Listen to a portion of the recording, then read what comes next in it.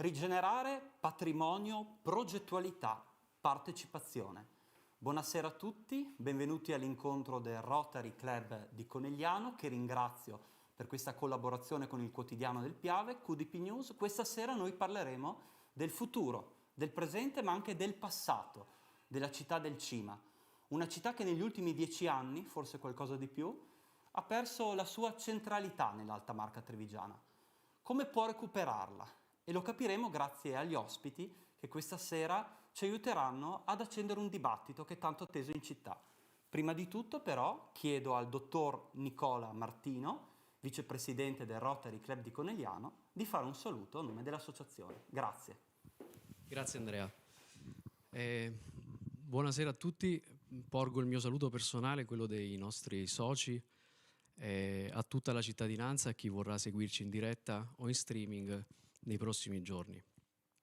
Questa iniziativa nasce dal nostro desiderio di fare Rotary, di abbinare lo spirito di stare insieme, le nostre competenze che spaziano nei vari ambiti della società e di fornirli al servizio dell'opinione pubblica. Lo facciamo col nostro stile, uno stile competente ma anche pacato. Lo facciamo sperando di creare anche un effetto onda che magari nei prossimi giorni possa riverberarsi attraverso i social o la piattaforma. Un pensiero a nome di tutti i soci del Rotary collegati da casa o qui presenti stasera. Ieri è mancato un nostro amico, socio, fondatore del club, l'avvocato Giuseppe Piccoli. Bepi aveva un tratto distintivo unico, inconfondibile. Tutti noi ricordiamo la sua signorilità, la sua eleganza, la sua passione e presenza civile che lo hanno contraddistinto e che qui vogliamo ricordare anche con questa serata. Grazie. Grazie Vicepresidente.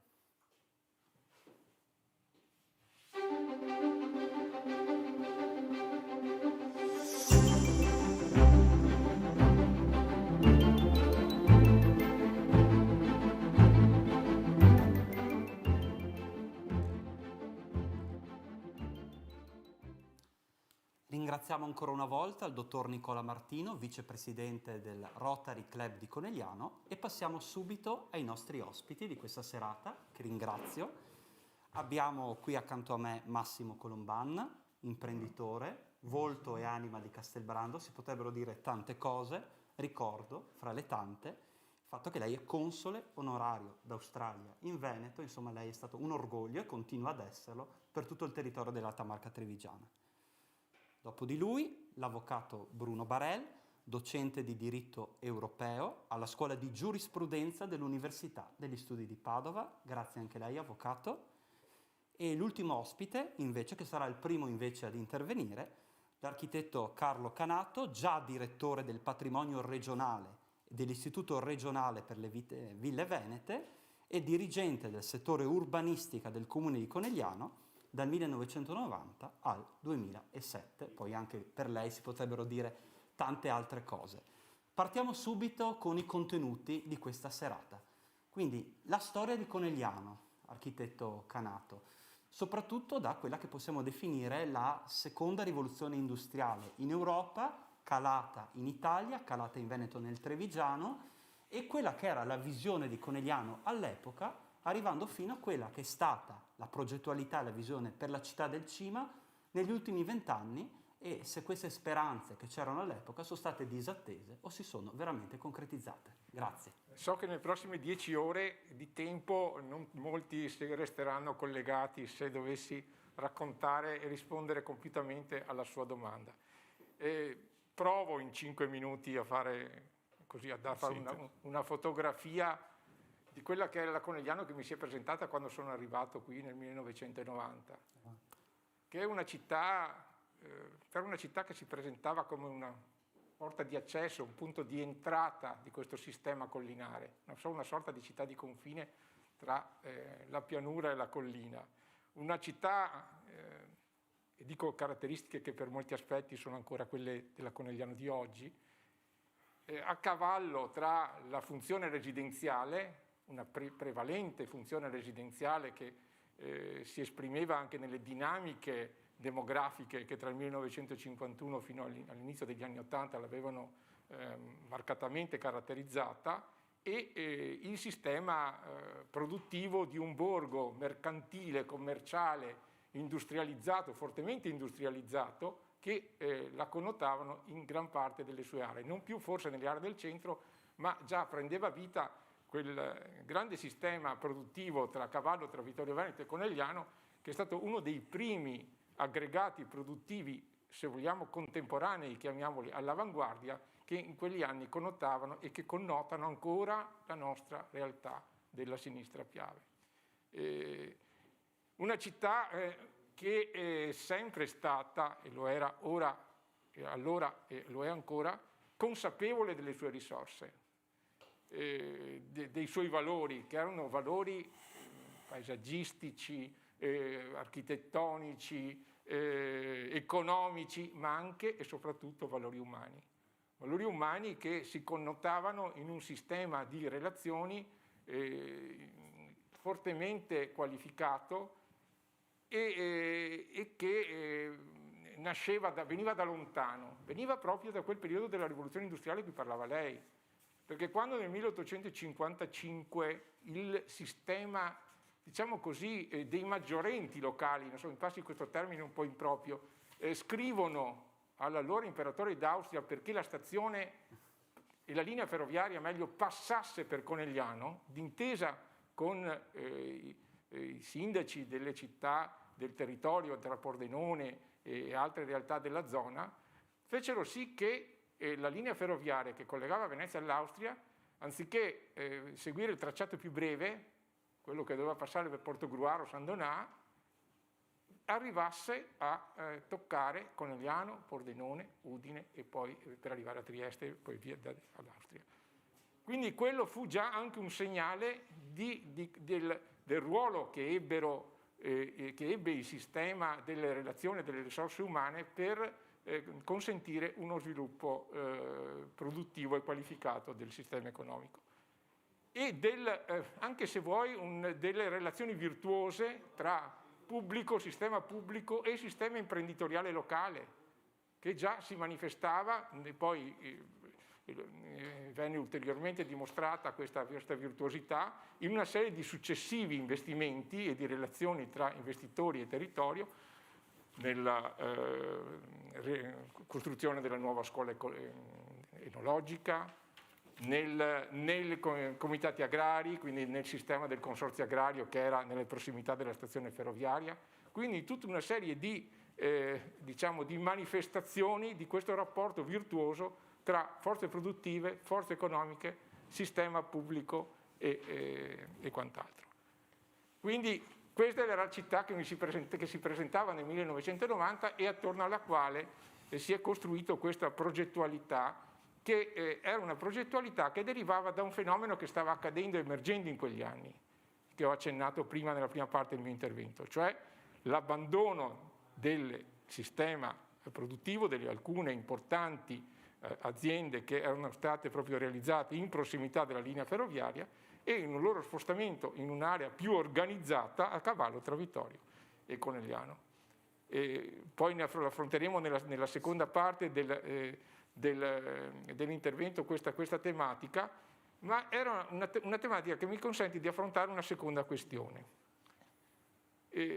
Questa progettualità attorno a questo sistema di dismissioni era una progettualità che anticipava gli eventi, che era in grado di pianificare gli eventi, o che per certi aspetti era una progettualità o uno strumento di pianificazione che seguiva gli eventi. Questa è un po' stata ed è la grande sfida delle pianificazioni e della pianificazione urbanistica. E lei come la valuta? In questi giorni proprio sono andato a rileggermi la relazione del primo piano regolatore di Conegliano del 1958, redatto dall'architetto Scatolin, che un po' diceva queste cose. Allora il tema del 58, quindi diciamo 40 anni prima, era quello di, diciamo, pianificare la realizzazione delle nuove aree produttive. Insediamenti produttivi che però avevano già anticipato la redazione del piano. Quindi a dimostrazione che la storia della città è una storia in cui i tempi della pianificazione non sono sempre i tempi del sistema delle decisioni operative e che quindi, diciamo, nel guardare avanti, nel prendere una lezione da questa storia, bisogna orientarsi a capire che i tempi delle decisioni, della pianificazione, della progettazione devono essere il più possibile alimentati dai tempi delle decisioni operative, del sistema economico. E quindi queste relazioni vanno alimentate, vanno rese più virtuose sul modello di chi ci ha preceduto.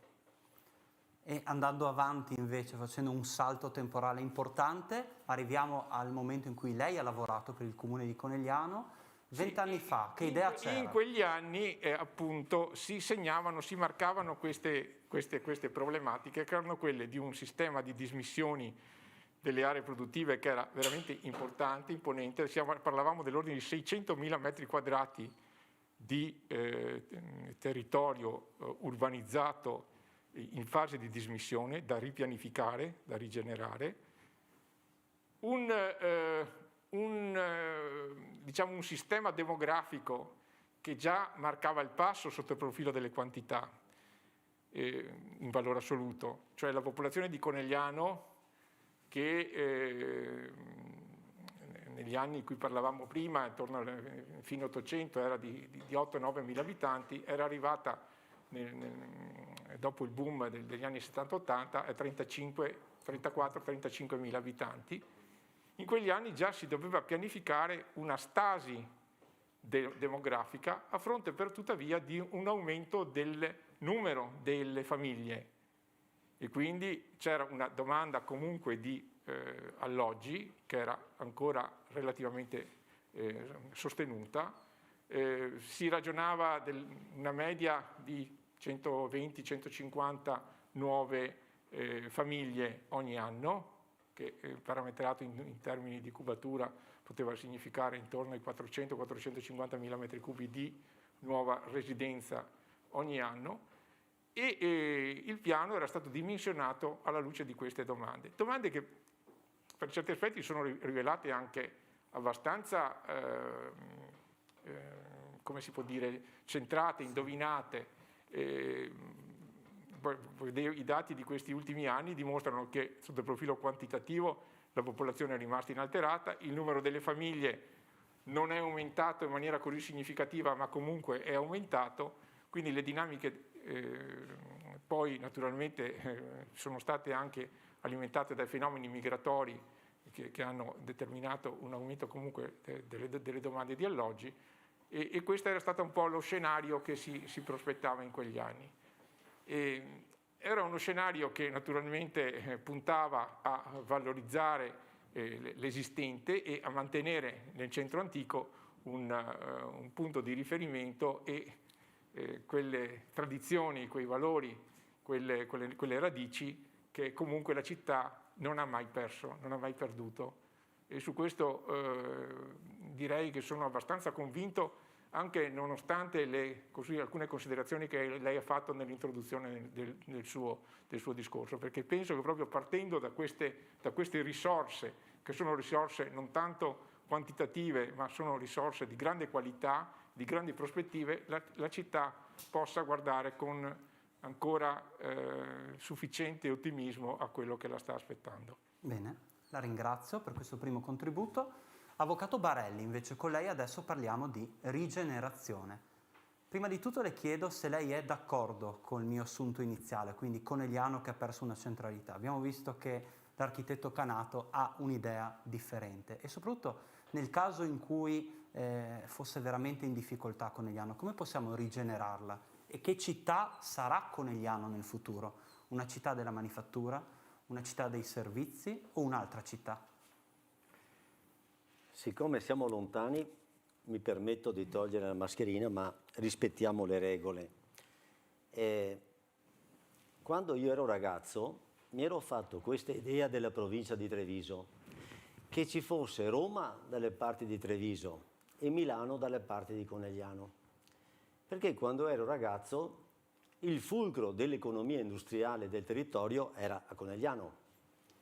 Treviso aveva altre risorse, ma non aveva certo la vivacità economica e la capacità imprenditoriale di Conegliano. Vittorio Veneto era stata una nobile signora, era in corso di decadenza, era stato il primo luogo industrializzato della provincia di Treviso.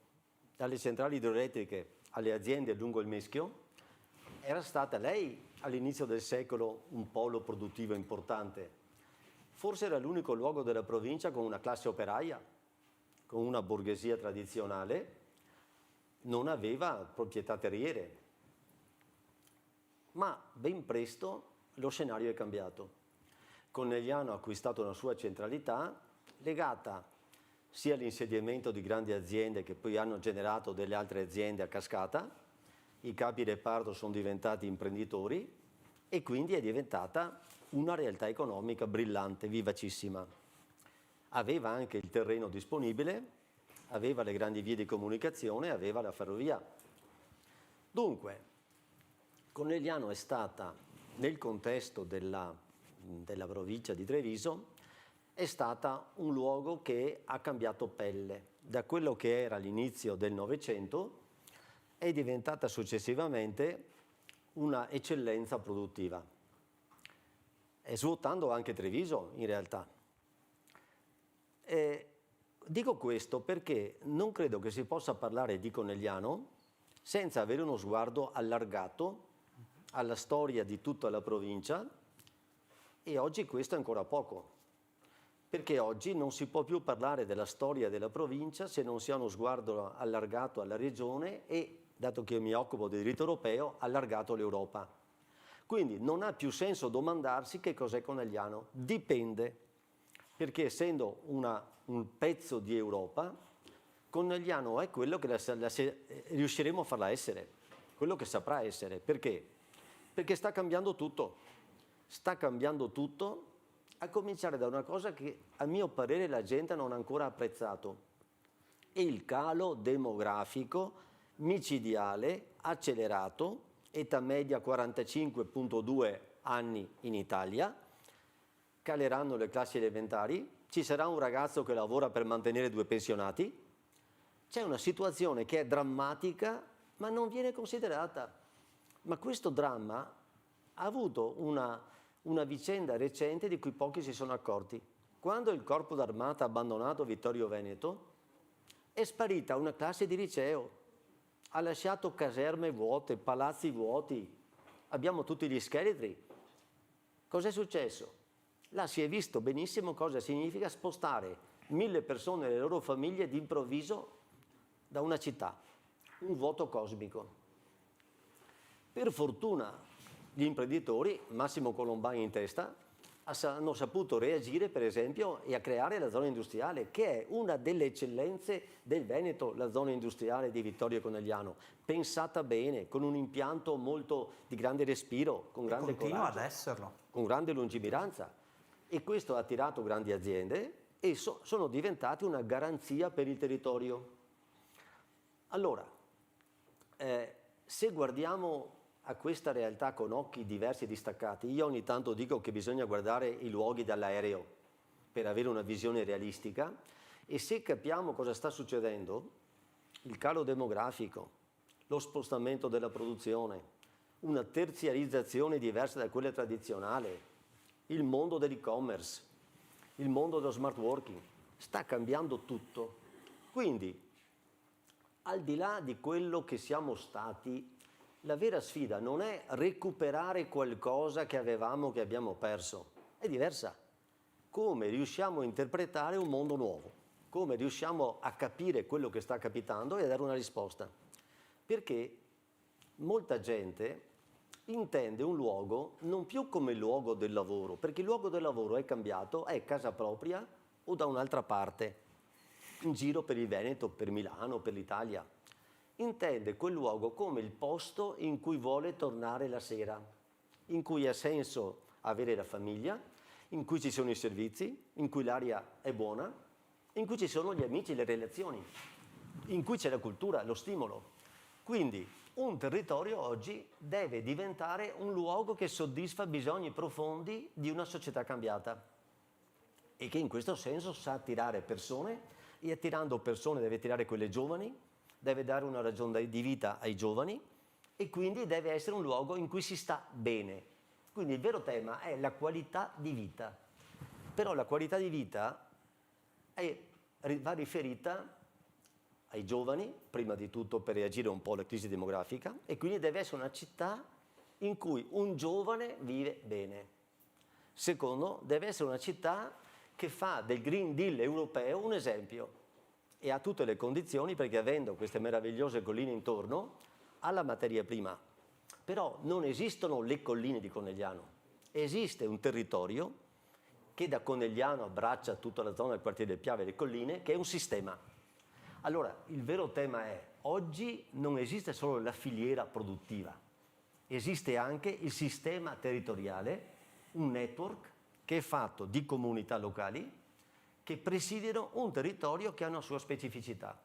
Il tema è offrire al mondo questo sistema territoriale che ti offre di tutto. In questo sistema Conegliano ha un ruolo fondamentale perché ha le grandi strade, ha 2 autostrade, ha la stazione ferroviaria e quindi prima di tutto ha la mobilità.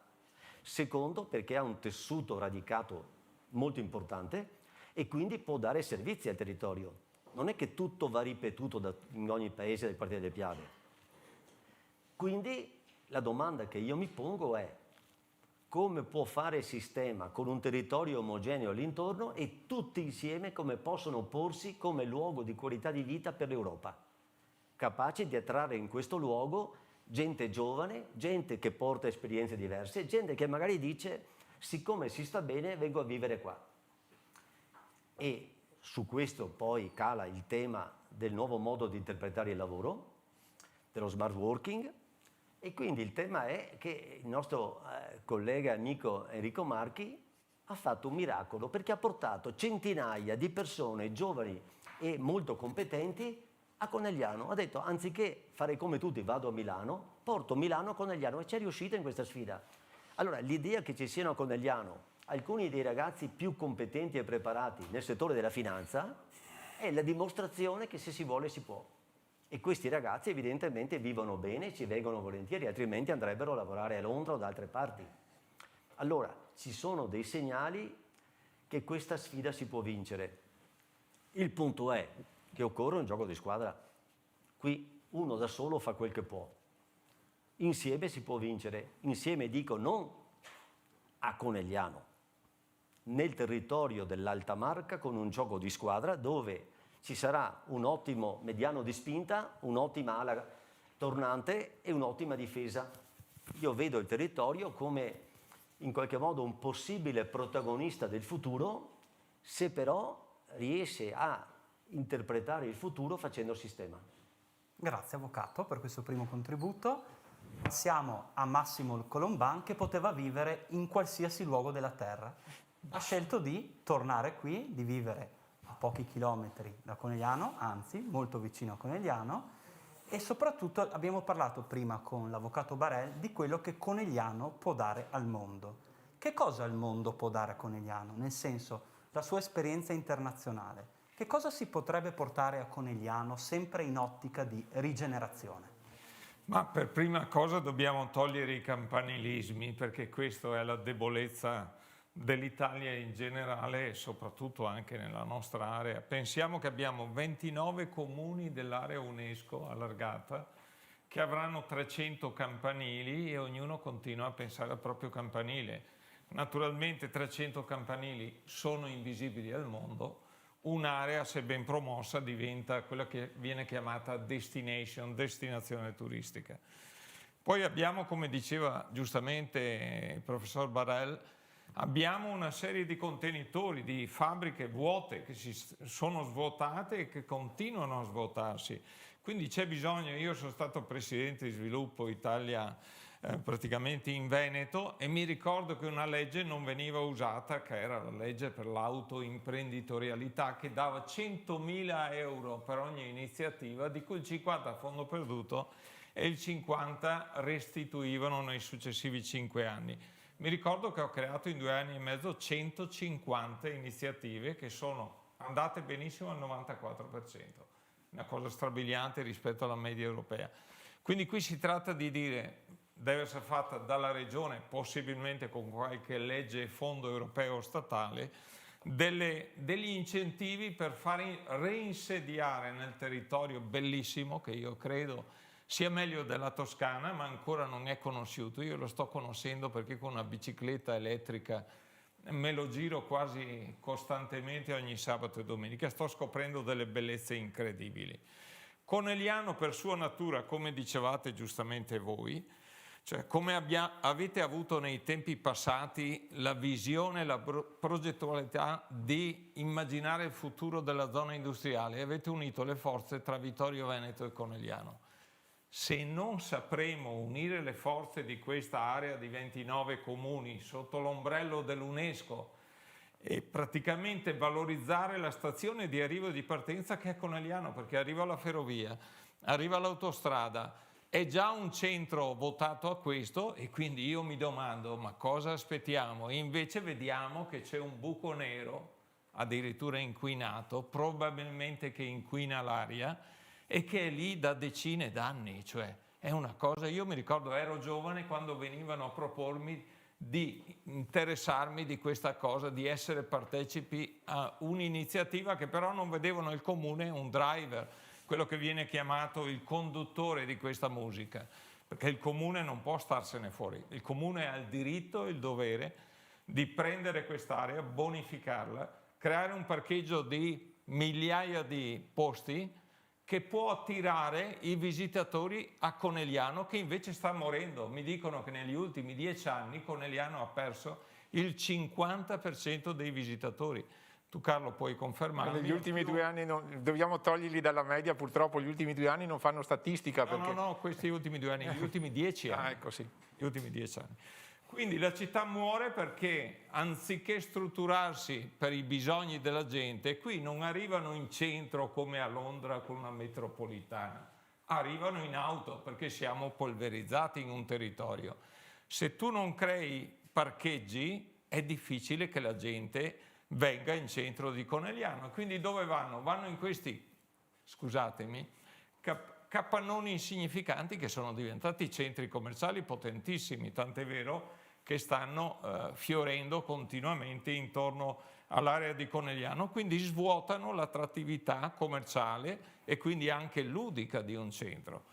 La cultura è importante, poi ne parliamo, mi sembra, quindi l'affrontiamo dopo questo discorso. Diamo pure un nome a questo buco nero. Lei l'ha chiamato buco nero, qual è il nome di questo buco nero di Conegliano? Insomma, l'area Zanussi, no, ancora che ci approfondiamo, io vedo che stanno cominciando le aste, senza dire la verità che lì c'è un bisogno di una bonifica che costerà dai 5 agli 8 milioni di euro, secondo stime di professori ed esperti. Quindi quest'area il comune non può starsene inerme, mi sembra che il comune abbia il 20%. È proprietario con proprietario di una buona fetta. Esattamente. E oltretutto c'è il cotonificio, c'è l'ex caserma, cioè abbiamo una scuola di enologia che è una primizia quasi in Italia e nel mondo, che deve svilupparsi, cioè deve diventare una scuola di formazione a tutte le età, una formazione per i nostri agricoltori, che grazie a Leopoldo Saccon che è riuscito a architetturare questo, ricordiamo anche lui che è mancato purtroppo, e ricordiamo il nostro presidente Luca Zaia che ha fatto diventare il Prosecco il primo marketing nel mondo della nostra zona, e non è poco, perché vuol dire identificare un'area e quindi creare un'attrattiva, e quindi l'UNESCO ci darà una grossa mano a livello proprio globale, nel senso che è un simbolo dell'UNESCO. E un americano, un australiano che dovesse vedere questo buco nero, che cosa farebbe secondo lei? Ma credo che i nostri cittadini abbiano viaggiato un po'. dove ci sono praticamente la stazione in tutte le città del mondo, da Berlino a Londra, lì si sviluppa il futuro della città.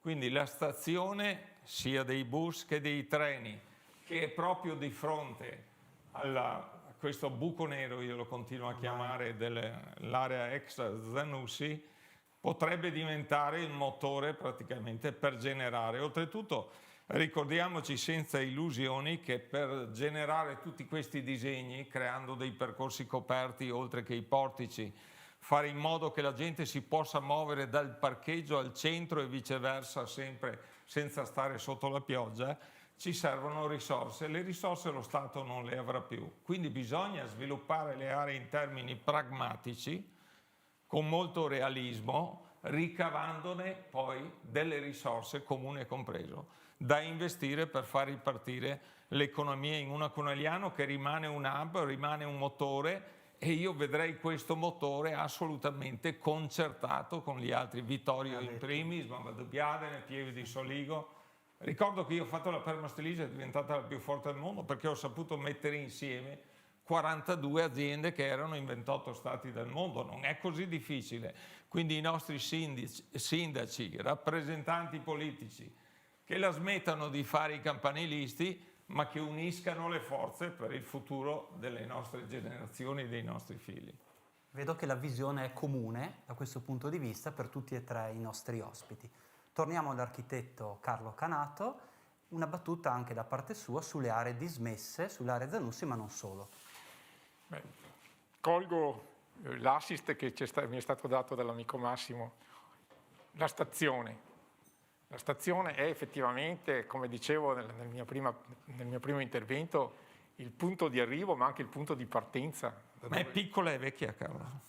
È piccola e vecchia, però così, sai, è, come dice chi l'ha progettata, felice per la sua giacitura, è in un punto nevralgico della città, e c'è anche, se voi guardate, molte realtà, molte stazioni abbiamo girato il mondo, ci sono delle scalinate per salire, per arrivare ai binari, o per chi arriva scendendo arrivare in città. I binari di Conegliano sono a livello della strada, cioè è stata sopraelevata la strada per arrivare al livello dei binari. Quale fortuna migliore pensare che non ci sono nemmeno barriere architettoniche dall'arrivo del treno all'arrivo nelle principali assi viari.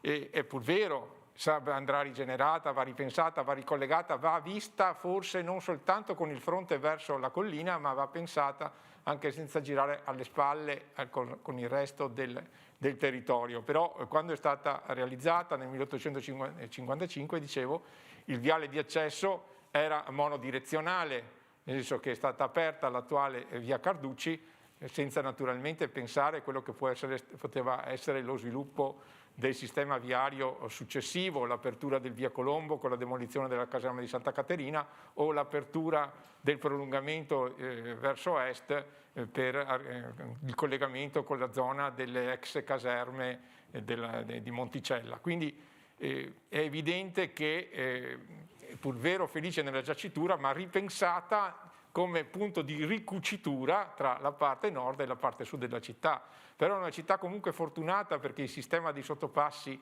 è abbastanza ben organizzato, ci sono appunto dei varchi che possono favorire queste interrelazioni tra le due parti della città, e per quanto riguarda il sistema, per quanto riguarda l'area Zanussi, sono state evidentemente fatte tante ipotesi di progettazione, però quello che su cui ci dovrà prestare attenzione è quello di evitare che i tempi della pianificazione non siano allineati col tempi delle decisioni operative, come dicevo all'inizio.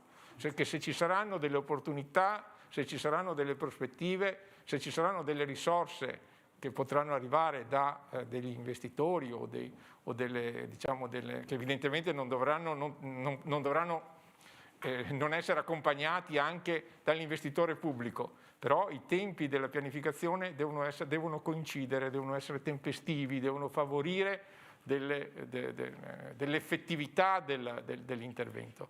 Questo vale per la Rezanussi, ma evidentemente vale anche per tutto il resto del sistema delle aree dismesse. Grazie.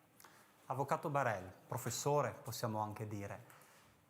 Torniamo alla stazione di Conegliano e al tema della ecosostenibilità da un certo punto di vista e del turismo lento, si dice anche mobilità lenta. Sappiamo che soprattutto nel nord Europa, pensiamo alla Germania, anche altri paesi, sono appassionatissimi delle nostre colline, vogliono venire qua, vogliono venire a conoscere non con il taxi, ma con la bicicletta. Allora arrivano direttamente con la bicicletta, magari escono dalla stazione dei treni di Conegliano e come possono conoscere il nostro territorio e come può Conegliano favorire una mobilità lenta? Io vorrei raccontarvi brevemente che cosa sta capitando nel Veneto. Forse non tutti sanno che sta per partire un enorme progetto di riqualificazione della stazione di Mestre, addirittura con un attraversamento sopra i binari e con uno sviluppo verso via Ulloa dalla parte di Marghera che è già in corso, dove hanno sede aziende come la Golden Goose, numeri 1 al mondo, o One Work di progettazione. La gente pensa a Marghera ancora con l'immagine di quella di 50 anni fa. Dall'altra parte della ferrovia ci sono aziende leader al mondo e a Mestre hanno il coraggio di studiare una nuova stazione che scavalca i binari. Seconda osservazione, informazione. Forse non tutti sanno che di fronte alla stazione hanno costruito degli edifici di foresteria a bassissimo costo per giovani, ma questi hanno studiato la mobilità su Mestre ed hanno preso atto che l'80% delle persone che arriva a Mestre non viene in automobile, arriva in treno e quindi queste foresterie non sono piene di parcheggi, perché non servono, perché la mobilità di molti ragazzi nel mondo usa i servizi pubblici, per fortuna aggiungo io, e Mestre si è già adeguata a questo cambiamento epocale. Seconda notizia, forse non tutti sanno, che stanno impostando la stessa operazione nella stazione centrale di Verona, parlo delle due principali stazioni del Veneto, dove la RFI ha fatto un bando internazionale per riqualificare la stazione. Allora, primo tema, le stazioni sono al centro del processo di trasformazione in corso in tutta la regione. Analizzando i flussi, le esigenze delle persone, il tipo di mobilità, e spesso è una mobilità lenta, diversa da quella del passato. Però sia a Mestre sia a Verona non pensano di fare un'operazione urbanistica o architettonica. Stanno facendo uno studio sociologico dei bisogni futuri, del tipo di domanda, del tipo di turismo, perché il vero problema è capire che la rigenerazione urbana non è un'operazione urbanistica, è un'operazione culturale e sociale, è fatta di idee e poi seguono semmai gli interventi sul territorio. Quindi basta con l'idea costruiamo tanto perché vendiamo tutto, attiriamo gente. Non è vero, possiamo anche fare scatole vuote e bagni di sangue economici come molti stanno facendo un po' dappertutto. Il tema è l'opposto. Prima devi avere le idee e sulle idee costruisci un progetto strategico che può anche aver bisogno di contenitori, ma può anche aver bisogno di vuoti. E qui, secondo me, c'è un'idea nuova che va assolutamente discussa, che il valore non è più legato ai pieni, ma spesso è legato ai vuoti. Cioè il vuoto non è disvalore, il vuoto spesso genera valore. Se posso aggiungere una cosa, l'abbiamo visto con il video della candidatura di Pieve di Soligo a Capitale Italiana della Proprio Cultura. così. Si parlava di decostruzione generativa. Ma questo video di questo capannone che veniva abbattuto e da lì c'era proprio una ripartenza per la comunità. Ma forse non tutti sanno che c'è una legge veneta che dà incentivi a chi demolisce, cioè che ha come obiettivo la pulizia del territorio, ma non perché butta giù è bello, perché libera risorse e valore. E vi faccio un esempio banale.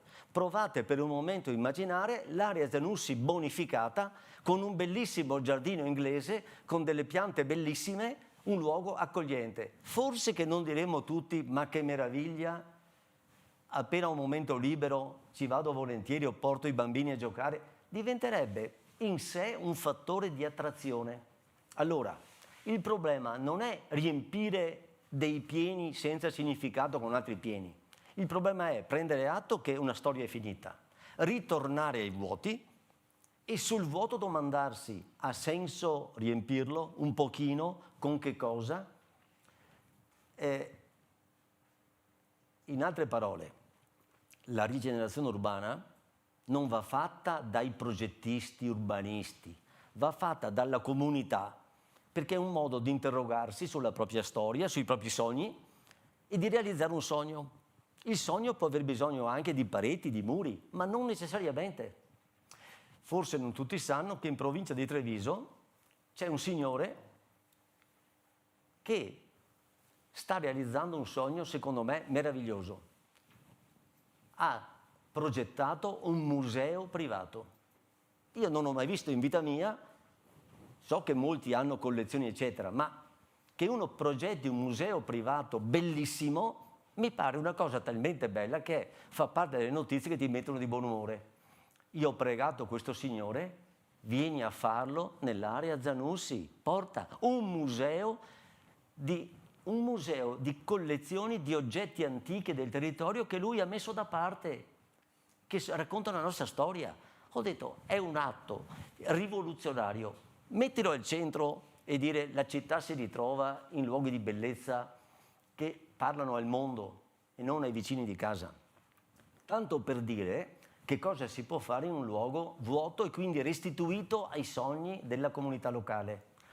Allora la sfida è politica. Non esistono 3-4 esperti che sognano per tutti, che hanno l'idea giusta. Non esistono i pensatori di professione.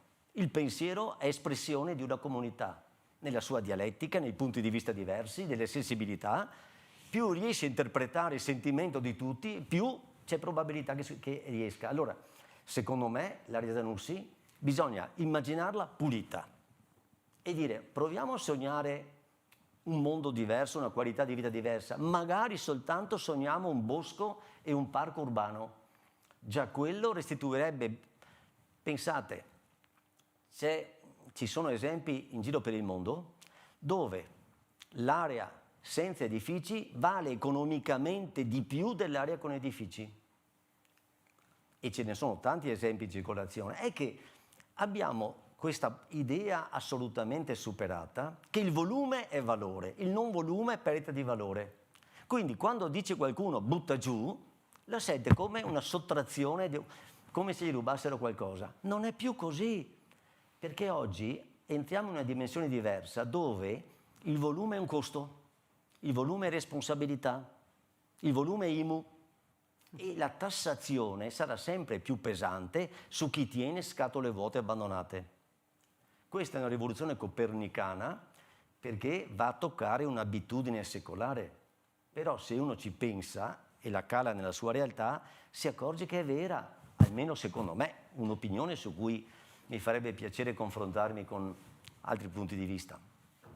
Quindi, chiudendo gli occhi, il professor Barella vede questa rigenerazione per Conegliano, la tocca con mano, da quello che lei ci ha detto adesso. Ma pensate, una persona arriva in stazione Conegliano, dovrebbe dire: scendo e vengo coccolato, mi trovo il verde, una città bellissima, i musei, e se ho voglia di andare a assaggiare il prosecco mi trovo qualcuno che mi accompagna nelle cantine del prosecco e mi posso prenotare online anche il pernottamento. Magari lo fa in bicicletta.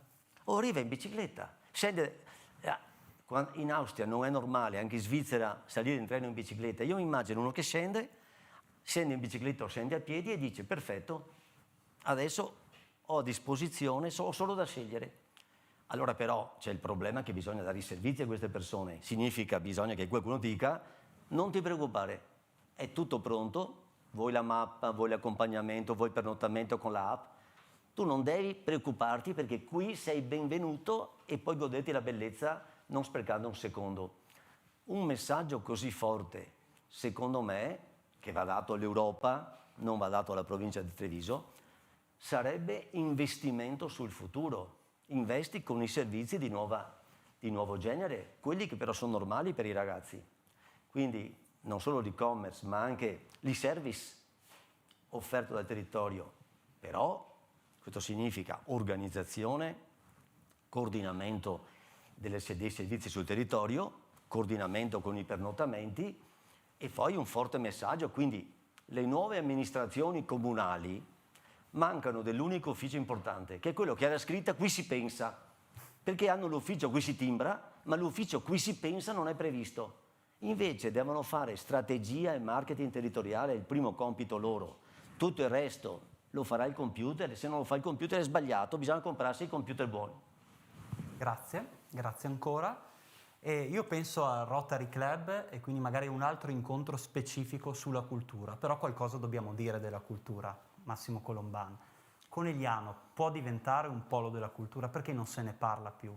E cultura e grandi eventi. Pensiamo a ciò che ci attende. Milano Cortina 2026. Speriamo che il Covid ci dia la possibilità stavolta, cosa che non siamo riusciti a fare con i mondiali di sci alpino Cortina 2021, però Conegliano e tutta l'alta marca trevigiana staranno a guardare o possiamo essere protagonisti? Ma UNESCO, traducendo UNESCO in italiano, significa Organizzazione delle Nazioni Unite per Educational Science and Culture, quindi organizzazione proprio per la scienza, per la cultura e per l'educazione. Quindi la formazione è indispensabile e da allargare su poli culturali di formazione continua e non della semplice scuola per chi è giovane. C'è bisogno di acculturarsi lungo il percorso della vita, non si finisce mai di studiare. Ma la scienza ha un suo ruolo, guai se non c'è la scienza. E la scienza che cosa genera? Genera i prodotti, la tecnologia. E se noi ci dimentichiamo del fattore economico, se ci dimentichiamo che senza economia c'è solo la povertà. C'era uno che ricordo politicamente sognava la decrescita felice e io l'ho conosciuto abbastanza bene per quasi rendermi conto quanto utopica sia la decrescita, perché è solo infelice la decrescita.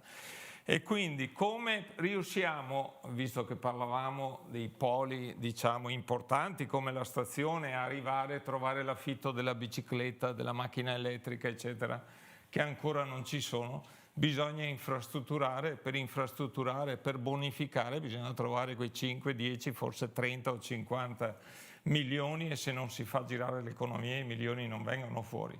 Se qualcuno pensa che lo Stato, che già tassa molto tutte le attività produttive, possa tassare di più per ricavare risorse senza generarle, è un'utopia. Quindi se noi non facciamo ripartire l'economia, tutti i sogni di cultura, di scienza sono utopie. Non riusciremo ad avere la grana per creare quelle attività indispensabili per generare economia, occupazione e futuro per i ragazzi che vanno a Londra. Io ho 4 figli e 2 sono già a Londra, vorrei che fossero qui a Conegliano, che fossero a Vittorio Veneto. E quindi mi piace l'idea di Bruno, la sogno anch'io. Il Prato Verde, chi è che non lo sogna? Ma poi bisogna farlo camminare e stare in piedi economicamente. Quindi chi è che tira fuori i soldi che c'è un'asta a 5 milioni più altri 5 o 8 di bonifica e vuol dire già 13 milioni? Chi è che tira fuori questi soldi?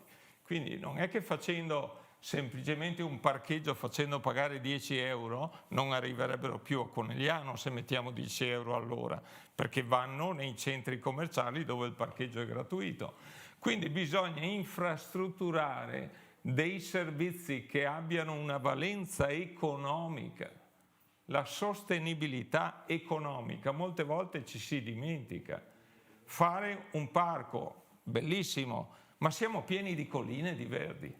Basta prendere la bicicletta, in 2 minuti sei nel verde più assoluto. Basterebbe già creare una corsia come ha fatto a San Demiano sopra i bordi del Monticano e sarebbe una cosa bellissima perché noi la facciamo di domenica in mezzo alle buche, però diciamo siamo pieni di verde, quindi io non vedo la necessità che l'area Electrolux diventi, la vedo un parco verde, ma sopra dei contenitori che siano contenitori che possono creare una sostenibilità economica. Ricordiamoci questo, la sostenibilità.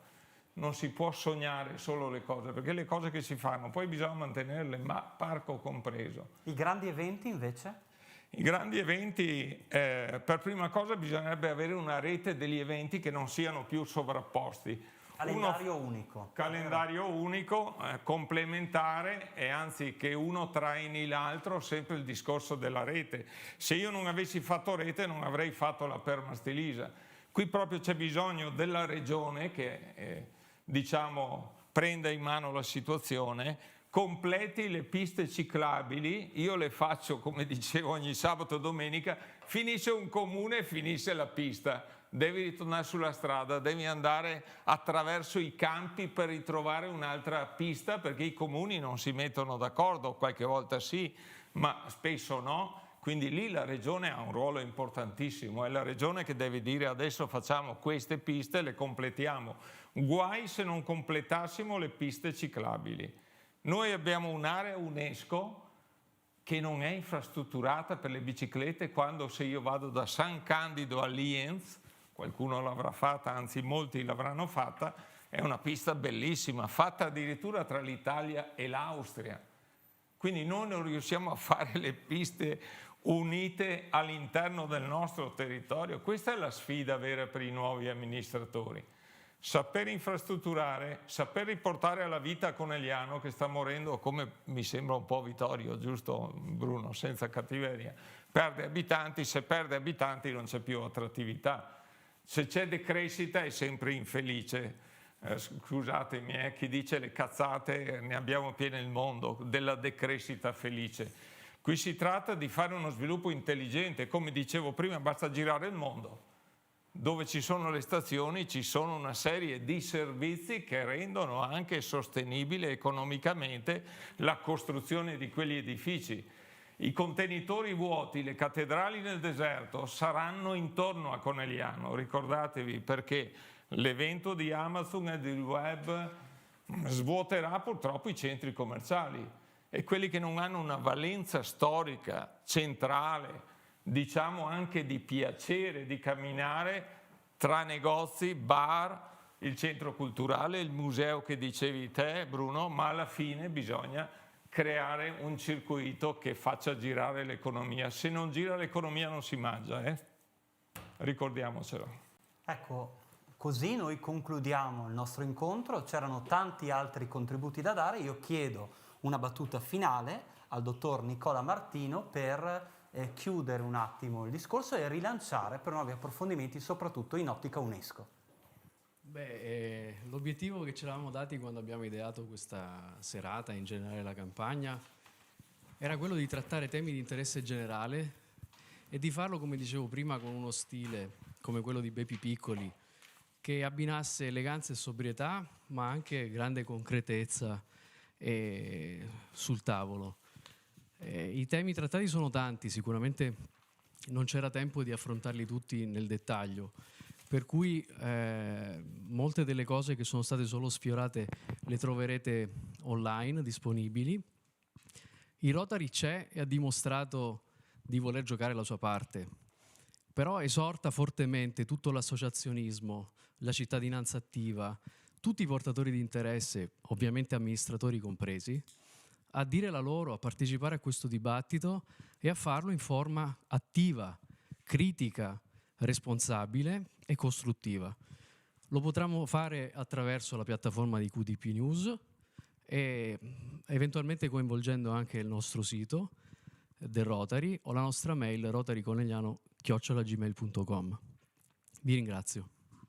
Grazie, io ringrazio ancora il Rotary Club Conegliano, i nostri ospiti di questa sera, Massimo Colomban, Bruno Barel e Carlo Canato. Vi aspettiamo al